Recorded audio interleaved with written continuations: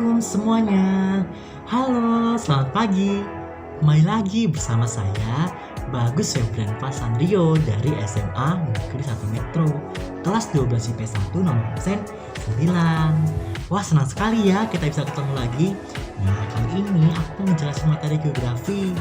Pagi nih, biar teman-teman semua jadi lebih paham materi geografi, yaitu karakteristik negara maju dan negara berkembang dalam konteks pasar bebas. Nah, sekarang aku mau nanya, teman-teman sudah tahu belum sih apa itu negara maju dan negara berkembang? Negara maju, negara berkembang. Aha, aku tahu. Nah, negara maju itu simpelnya negara yang sudah memiliki tingkat teknologi yang tinggi, pendidikan yang tinggi, ekonomi yang tinggi, serta merata, teman-teman. Sedangkan negara berkembang sebaliknya, negara yang masih tahap berkembang, tingkat kesejahteraan masyarakatnya pun belum merata. Nah, sekarang aku mau bertanya lagi nih, ciri-cirinya apa sih kira-kira dari negara maju dan negara berkembang? Biar teman-teman lebih paham semua tentang negara maju dan negara berkembang. Jadi gini, negara maju ciri-ciri yang pertama, tentunya memiliki pendapatan per kapita yang tinggi. Nah, maksudnya apa sih pendapatan per kapita? Pendapatan per kapita itu pendapatan yang dimiliki oleh setiap kepala atau setiap orang gitu, teman-teman. Jadi ada kategorinya sendiri, teman-teman, pendapatan per kapita rendah, sedang, dan tinggi. Kemudian juga tingkat tersebarnya pendapatan nasional itu juga dilihat juga, teman-teman, atau distribusi pendapatan nasional, di mana artinya di negara maju itu sudah hampir merata. Nah, itu bisa diukur dengan indeks Gini atau kurva Lorenz. Nah, itu kalau teman-teman mau belajar lebih lanjut di ekonomi. Nah, yang kedua, tingkat pendidikan di negara maju juga pasti lebih tinggi dong.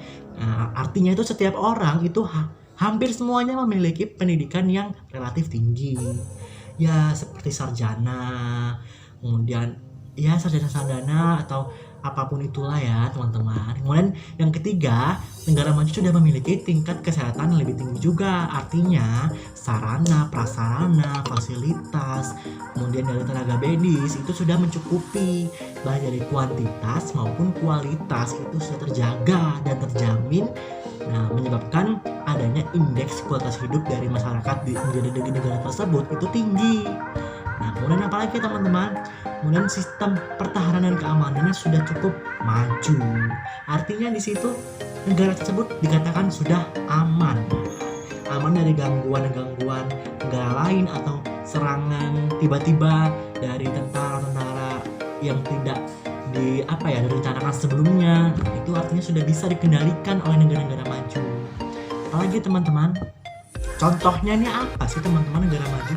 Contoh negara maju itu kebanyakan di negara-negara Eropa sih, teman-teman. Contohnya apa sih?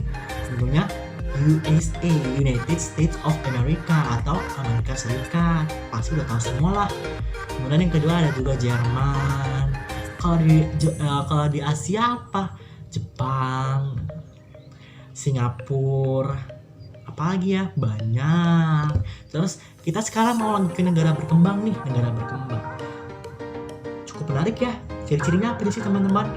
Ciri-cirinya negara berkembang itu yang pertama, kebalikannya saja sih dari negara maju. Yang pertama, pendidikannya lebih rendah. Artinya tidak semua orang itu memiliki pendidikan tinggi.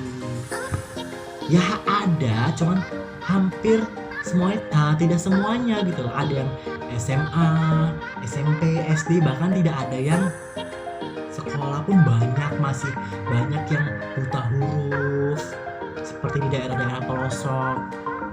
Kemudian dari tingkat kesehatan juga lebih rendah karena fasilitasnya kurang memadai. Kemudian apalagi nih, teman-teman? Seperti tadi, teman-teman, tingkat pendapatan dan juga masih cukup dibandingkan negara maju itu lebih rendah. Artinya setiap orang belum bisa memenuhi kebutuhan sehari-hari dibandingkan negara maju. Walaupun tidak semuanya, teman-teman, ada sebagian masyarakat yang belum dapat memenuhi kebutuhan hidup sehari-hari, bahkan kebutuhan pokoknya. Kemudian dari sistem pertahanan dan keamanannya juga masih dinamis atau berubah-ubah, teman-teman. Jadi terkadang baik, terkadang tidak terkendali, bahkan terkadang masih ada yang buruk teman-teman. Artinya masih mudah diserang nih oleh negara lain atau pihak lain. Nah, gitu. Itu simpelnya sih teman-teman, biar teman-teman mengerti tentang negara maju dan negara berkembang. Nah, contohnya apa sih teman-teman? Contoh negara berkembang itu negara yang kita cintai saat ini dan selamanya, negara Indonesia. Iya, negara berkembang, padahal Indonesia kaya ya kan, kaya kan sumber daya alam, sumber daya manusia juga melimpah. Bahkan diprediksi Indonesia akan mengalami bonus demografi, artinya penduduk yang usia produktif lebih dominan di Indonesia dibandingkan usia yang produktif. Tapi kenapa kok masih negara berkembang sih Indonesia? Ya itu karena masih belum dikelola dengan baik, pemerintahnya masih banyak korupsi tuh, dari sumber daya manusianya juga itu masih kurang, kualitasnya tuh masih kurang teman-teman. Jadi walaupun banyak tapi kualitasnya tuh tidak ada, itu sama saja bohong kan. Nah, contoh lain dari Indonesia tuh apa ya, negara berkembang? Contohnya itu banyak tuh, apalagi di negara-negara Asia, misalkan India, Bangladesh, Pakistan, Kazakhstan, dan sebagainya, Timor Leste, dan bahkan di benua Afrika itu hampir semuanya itu masih negara berkembang. Oh iya teman-teman, aku mau nambahin lagi, ciri-ciri yang paling terlihat dari negara maju dan negara berkembang itu dari struktur perekonomiannya. Jadi kalau di negara maju, struktur perekonomiannya lebih ke industri dan jasa. Sedangkan di negara berkembang, struktur perekonomiannya lebih ke agraris dan ekstraktif teman-teman. Maksudnya apa? Ekstraktif itu apa? Agraris itu apa? Kalau agraris itu lebih ke pertanian, perkebunan. Sedangkan ekstraktif itu lebih ke mengandalkan dari sumber daya alam. Jadi langsung mengambil dari sumber daya alam. Sedangkan kalau negara maju itu lebih ke industri dan jasa. Maksudnya mereka lebih mengandalkan teknologi yang canggih dan sumber daya manusianya yang memiliki kualitas serta kemampuan yang lebih tinggi. Misalkan menghasilkan barang-barang otomotif seperti pesawat terbang, mobil. Nah, itu makanya di Indonesia banyak kan merek-merek dari luar negeri, dari handphone, kendaraan, itu banyak sekali dari luar negeri. Itu karena mereka memiliki teknologi serta sumber daya manusia itu memiliki kualitas yang lebih tinggi daripada negara berkembang. Itu sih simpelnya dari ciri-ciri negara maju dan negara berkembang beserta contohnya.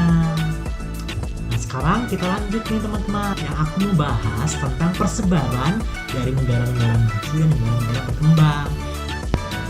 Nah sekarang kita bisa lihat nih peta persebaran dari negara maju dan negara berkembang. Nah untuk yang warnanya gelap itu lebih ke negara maju ya, coklat gelap gitu, lebih ke Eropa, untuk negara berkembang, untuk negara-negara yang di Afrika dan negara Asia. Ada juga negara industri baru dan negara yang kurang berkembang.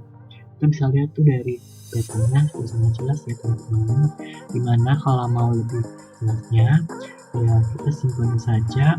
Untuk negara maju kebanyakan itu ada di bagian utara dari bumi, sedangkan negara berkembang ada di bagian selatan dari bumi.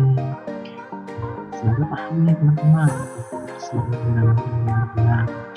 Kalau Indonesia ada di mana? Ini masih di negara berkembang teman-teman, berpotensi untuk menjadi negara maju asalkan harus bisa meningkatkan perekonomiannya dan segala aspek kehidupan. Ya, aku mau bertanya nih, apakah negara-negara maju dan negara-negara berkembang itu tidak perlu melakukan kerjasama? Kalau menurutku sih perlu dong, karena kalau di sosiologi manusia itu makhluk sosial kan, jadi harus saling membutuhkan. Begitu pula dengan negara.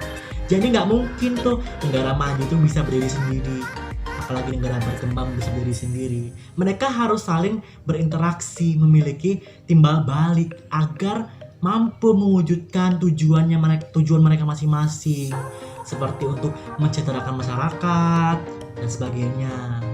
Nah itu udah terbentuk dalam suatu kerjasama Kerjasama apa? Kerjasamanya banyak ya. Ada kerjasama di bidang ekonomi, pertahanan, sosial, budaya, pendidikan. Tapi yang aku mau tekanin di sini itu kerjasama ekonomi. Karena kan kita bahasnya pasar bebas, jadi kan hubungannya dengan ekonomi ya. Kenapa? Itu kerjasama ekonomi internasional itu apa? Jadi kerjasama ekonomi internasional itu merupakan hubungan yang dilakukan oleh suatu negara dengan negara lainnya, tentunya di bidang ekonomi untuk mencapai tujuan tertentu. Apa yang menyebabkan mereka melakukan kerjasama ekonomi? Satu, perbedaan sumber daya alam. Misalkan negara maju itu tidak memiliki sumber daya alam yang melimpah, sedangkan negara berkembang memiliki. Jadi dari situ kan kelihatan bahwa negara maju akan membutuhkan negara berkembang, sedangkan negara berkembang akan membutuhkan negara maju di bidang teknologi. Jadi bisa tuker-tukeran nih, yang negara maju bisa transfer teknologi misalkan, atau negara berkembang bisa transfer sumber daya alam. Kemudian juga yang kedua itu adanya tuntutan di era globalisasi yang menyebabkan adanya kerjasama. Jadi nggak mungkin dong di era globalisasi negara itu masih menganut kebijakan autarki atau dia tidak melakukan hubungan dengan siapapun, negara apapun. Itu tidak boleh, karena itu bakal menghambat kemajuan negaranya mereka. Ya kita spoiler aja sih, kayak Korea Utara itu kan kayak masih ketat banget ya untuk melakukan hubungan, itu kayak kurang baik gitu loh teman-teman. Kemudian yang kedua itu apa aja? Yang selanjutnya tuh apa aja sih teman-teman? Yaitu perbedaan kondisi sosial ekonomi, perbedaan iptek, kemudian ada perbedaan faktor produksi yang dimiliki oleh negara-negara tersebut. Ada yang memiliki banyak faktor produksi, ada yang tidak. Jadi kayak bisa-bisa saling membutuhkan gitu. Nah, bentuk-bentuk kerjasama ekonomi itu banyak ya. Nah, yang pertama itu ada berdasarkan letak geografisnya. Ini pasti teman-teman udah tahu nih dari SD. Ada 3 nih kurang lebih kerjasama ekonomi berdasarkan bentuk letak geografis, yaitu ada kerjasama ekonomi antar regional, yaitu kerjasama antar kawasan yang satu dengan kawasan lainnya. Misalkan ASEAN dengan MEE, AFTA dengan MEE atau APEC dan sebagainya. Terus ada juga kerjasama ekonomi regional, yaitu kerjasama dari satu kawasan, misalkan ASEAN, apalagi AFTA, APEC. Nah kalau teman-teman mau tahu kepanjangannya, cari di Google ya. Ini lebih ke ekonomi sih. Tapi kalau mau teman-teman lebih mau tahu sedikit, kalau APEC itu organisasi ekonomi Asia Pasifik. Kalau ASEAN udah tahu lah ya, kumpulan negara-negara di Asia Tenggara. Kalau AFTA itu yang perdagangan bebasnya ya di Asia Tenggara. Kalau OPEC apa? Ya itu tau lah, negara-negara yang pengekspor minyak. Banyak ya teman-teman. Ada lagi nggak? Ada juga yang kerjasama ekonomi regional. Maksud saya internasional. Maaf. Internasional artinya hampir semua negara tergabung dalam kerjasama ekonomi tersebut. Seperti apa? OPEC, ILO, CGI gitu-gitu. Terus ada juga yang kedua itu berdasarkan dari jumlah negara yang terlibat. Nah itu juga teman-teman pasti sudah tahu, yaitu ada kerjasama ekonomi bilateral dan kerjasama ekonomi multilateral. Kalau bilateral itu kerjasama ekonomi yang dilakukan oleh 2 negara aja, antara negara satu dengan negara lainnya. Misalkan dari Indonesia dengan Jepang, itu Jepang misalkan ekspor mobil ke Indonesia, sedangkan Indonesia ekspor misalkan minyak bumi gitu. Terus juga kalau yang kedua itu ada kerjasama ekonomi yang terdiri dari banyak negara atau beberapa negara, yaitu multilateral. Jadi nggak cuma 2 negara aja, misalkan ada 3, ada 4, ada 5 dan seterusnya. Terus apa aja sih terus apa lagi sih teman-teman? Selanjutnya itu ada badan-badan kerjasama ekonomi ya. Ada yang bersifat internasional seperti IMF. IMF itu apa? Itu lembaga keuangan internasional loh, International Monetary Fund, yang itu membantu negara-negara berkembang untuk misalkan modal atau memberikan utang. Terus ada juga IBRD, UNDP, WTO itu di bidang perdagangan.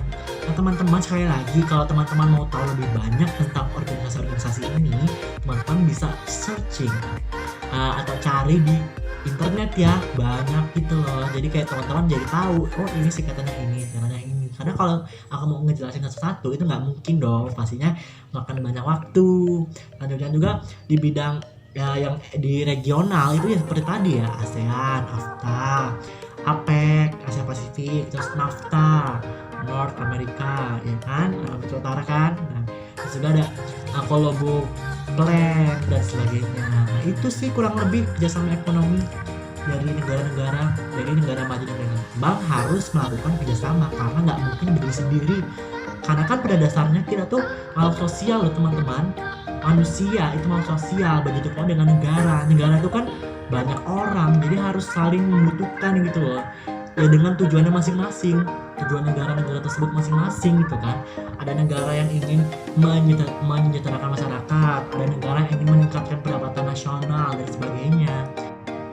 Dampak atau pengaruh nih dari kerjasama ekonomi internasional itu apa? Ya jelaslah ada dampak positif dan dampak negatif. Kalau dampak positif apa? Dampak positif, misalkan ini ya teman-teman, membuka lapangan pekerjaan, bisa kan? Kemudian meningkatkan aktivitas perdagangan internasional, kemudian meningkatkan pendapatan nasional, kemudian meningkatkan nilai investasi di suatu negara. Nah, tapi kalau dampak negatifnya apa?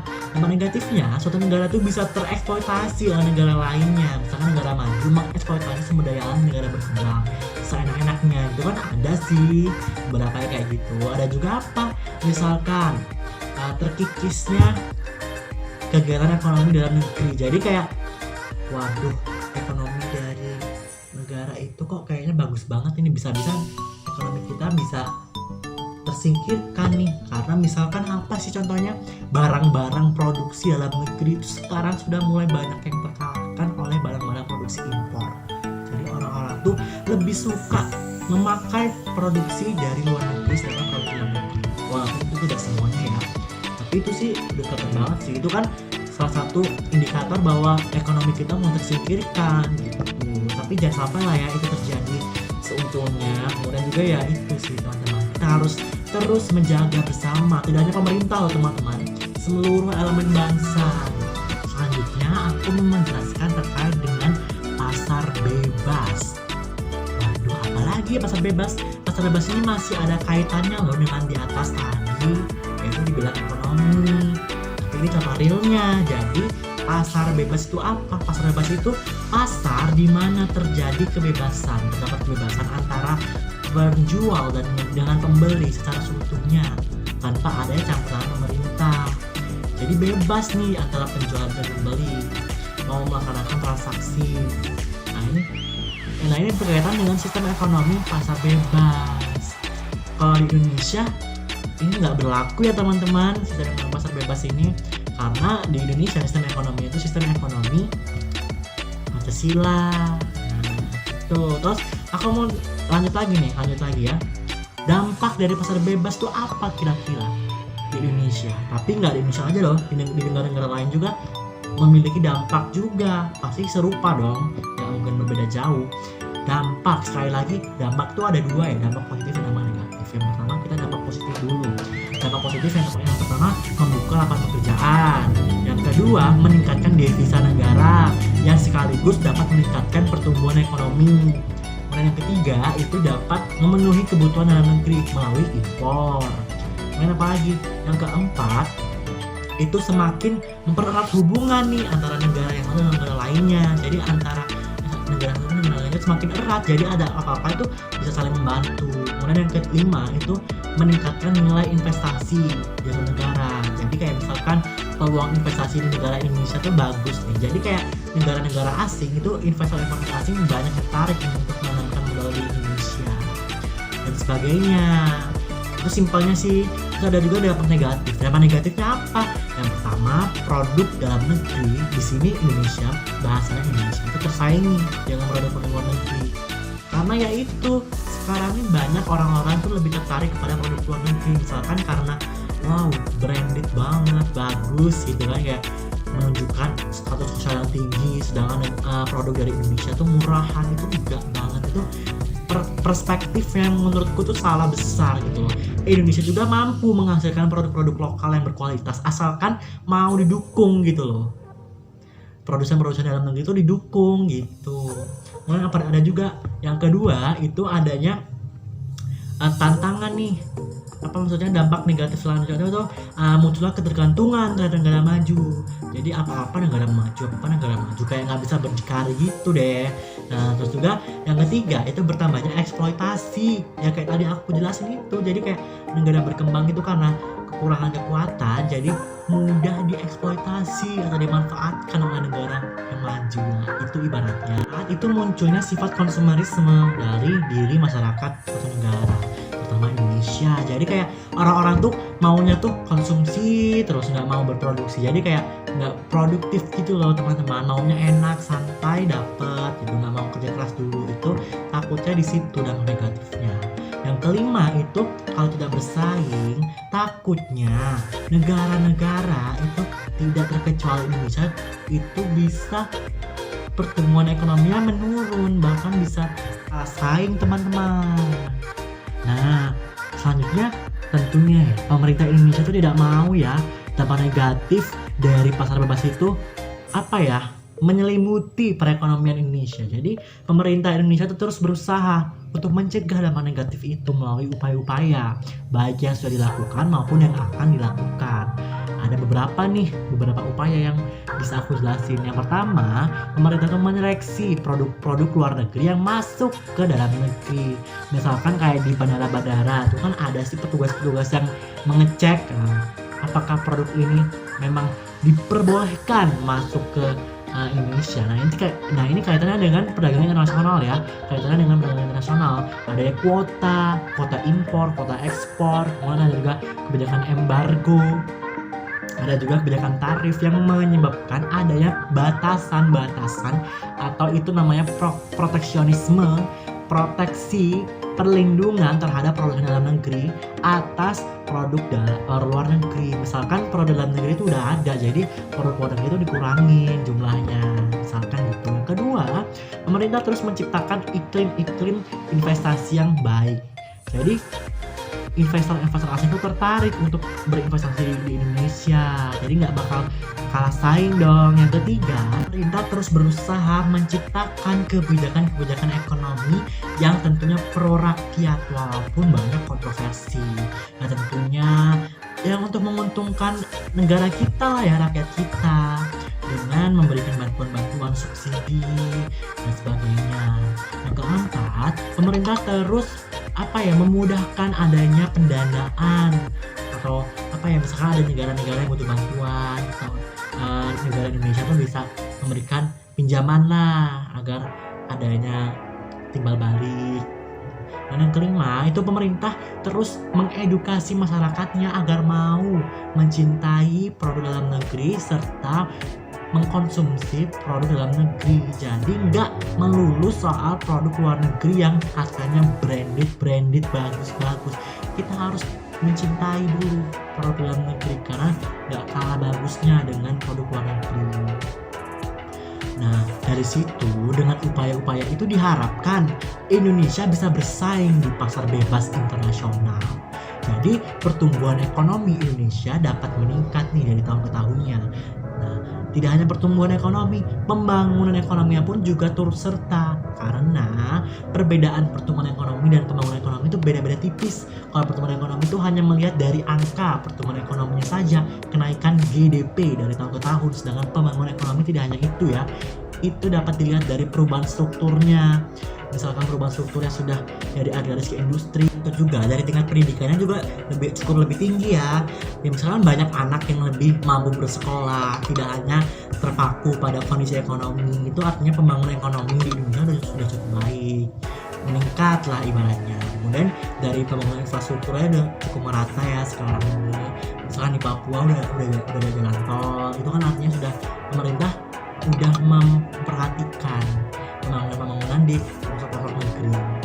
Nah itu teman-teman materi yang aku jelasin pada kali ini, itu karakteristik negara maju dan negara berkembang dalam konteks pasar bebas. Menarik bukan? Ya ini masih kaitan dengan ekonomi. Jadi kita harus mencintai dulu nih ekonomi. Jadi bisa paham materi ini. Nah, susah lagi. Oke, teman-teman jangan lupa untuk semangat belajarnya. Jangan pantang menyerah. Kita harus berusaha untuk memikirkan masa depan kita dan berusaha untuk meraih impian kita setinggi-tinggi mungkin, walaupun kita nggak boleh terlalu ambisi banget ya. Tetap semangat ya, bantu aku agar aku bisa terus menyebarkan ilmu-ilmu yang bermanfaat untuk kita semua, karena di sini aku juga belajar dan teman-teman juga belajar semua. Demikianlah, bantu dengan cara like, comment, share, and subscribe ya teman-teman. Wassalamualaikum warahmatullahi wabarakatuh. Selamat pagi.